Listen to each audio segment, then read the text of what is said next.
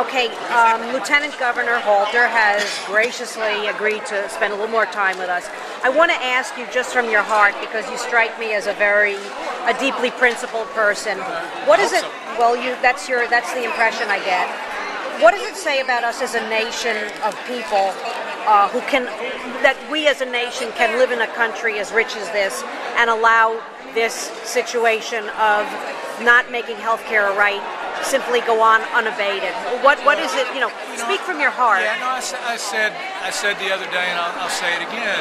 The fact that there are 450,000 Arkansans without health insurance, that there are 45 million Americans without a health insurance in the richest country in the history of the planet is simply unacceptable.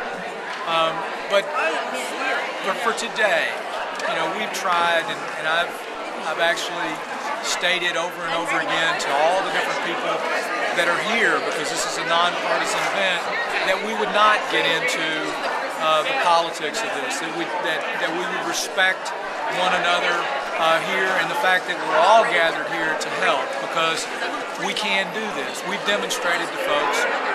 We've gathered doctors, nurses, hospitals.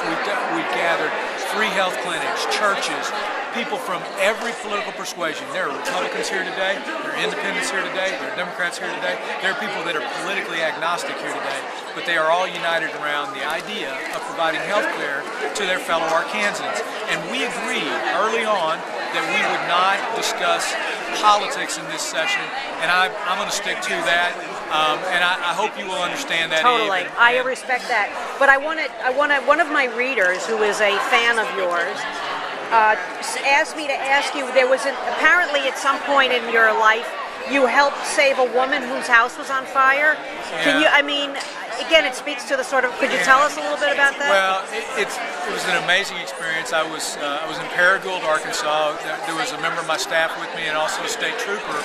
We were driving from one event to the next. When was this, recently? This was last year. Last year, okay. And we were driving from one event to the next, and we saw smoke. And I remember distinctly thinking, it's really weird that we're seeing smoke, because it was in the spring and it seemed pretty late to be burning a fireplace. Anyway, we drove further down the road and the smoke increased and the smoke increased. And literally right as we got right beside a house, we noticed that a house was on fire. And we also saw that there was an elderly woman who was on the porch of this wood frame house. She had fallen out of her wheelchair. It was very clear that she could not move.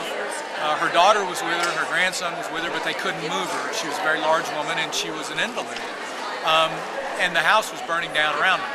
And so the state trooper and my staffer and I immediately went up and grabbed her off the porch. We literally we couldn't lift her. We had to drag her off the porch.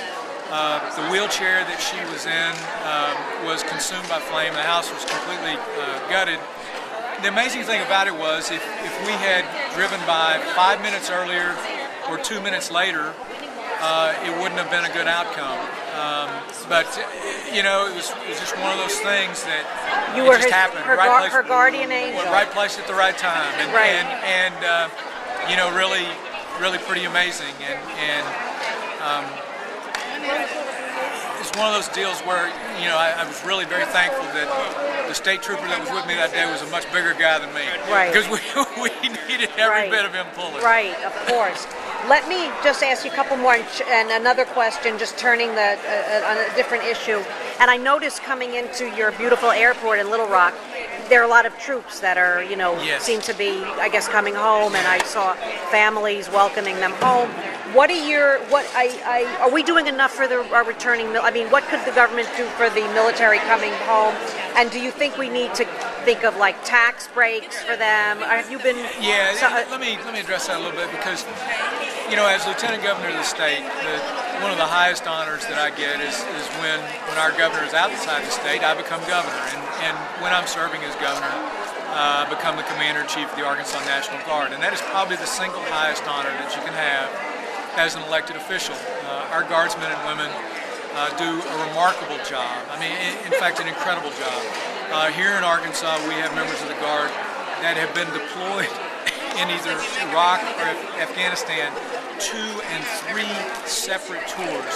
In fact, one contingent of our Guard was deployed to Iraq twice, to Katrina as well, and then one time when I was serving as governor, one of our towns, Dumas, Arkansas, was hit by a tornado, and I had to call the men and women of the Guard out to help in Dumas.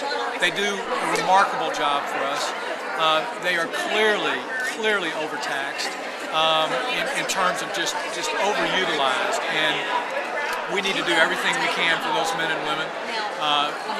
There's a good program of educational benefits for them, pardon me, but we need to do as much as we can possibly do for these men and women, because they are providing us with an immense amount of service, far more probably than we can repay.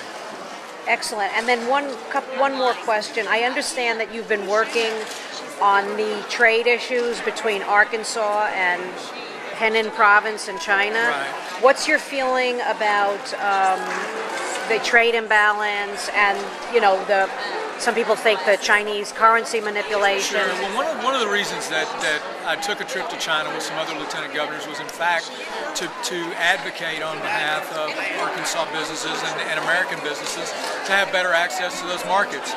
To give you some real examples, Arkansas has a tremendous amount of rice production. We produce half of the rice in the United States, but we can't export our rice to China. That market is closed. So I made a strong plea to the Chinese government officials that I met with that needed to be opened up. Similarly, we've had restrictions on poultry exports from Arkansas to China. China's an immense consumer of poultry. So the key thing with respect to trade relations with China and with any country is that it be a fair relationship and a balanced relationship. I don't think there's any question that we've seen that the Chinese currency has been manipulated in such a way to give an advantage to Chinese exports. I know that there have been different White House entreaties to cease that behavior, and it's a part of a negotiation. But we know, I can tell you from talking to Arkansans, men and women who are working hard every day, they are absolutely unafraid of competition. They welcome fierce competition, but they want that competition to be fair. And that's what we're trying to push for on behalf of those men and women in the state. Excellent. And then just one final question on healthcare, and my question is regarding small business. Small business is being savaged by what I would have to call price gouging by the insurance industry. What is your, how can we address that? How are you addressing that in Arkansas? Well, look, certainly you can provide some help in the form of subsidies and assistance to small businesses and to the employees of small businesses. You also can get these folks together in bigger risk pools so that they have the opportunity to take advantage of greater diversification of risk. Right. Look, I'm very hopeful that we're going to get a situation, again, trying not to jump into the politics of this, but I am hopeful that we're going to be able to get restrictions on the ability to utilize pre-existing conditions as an opportunity to knock folks out of health care. The reason I'm asking about small business is I met so many people on the line downstairs who are either self-employed or work for a small business and don't have health insurance because it's unaffordable. And this is not unique to Arkansas. No, that's absolutely right. This is across the country. That's so given that so many people I met downstairs, I'm just... and I understand, and I would say to you that again, I'm trying here today to keep this to be, a nonpartisan event. But I do think that there's opportunities, particularly with respect to small businesses, where we could come together on a bipartisan basis or on a nonpartisan basis to be helpful in fashioning reform. I think the thing that we do need to do though is to use this as an example of what can be done when people come together without an explicit political agenda, without an agenda that divides people. The folks in this room came together to do something very fundamental, very basic. They came together to help their fellow Arkansans in need. So far today, they've done a phenomenal job at that. There's political opinions across the gamut here. If you interview 20 folks in here about their political opinions, I guarantee you're going to get 20 variations of an answer. But we've all agreed not to do that today.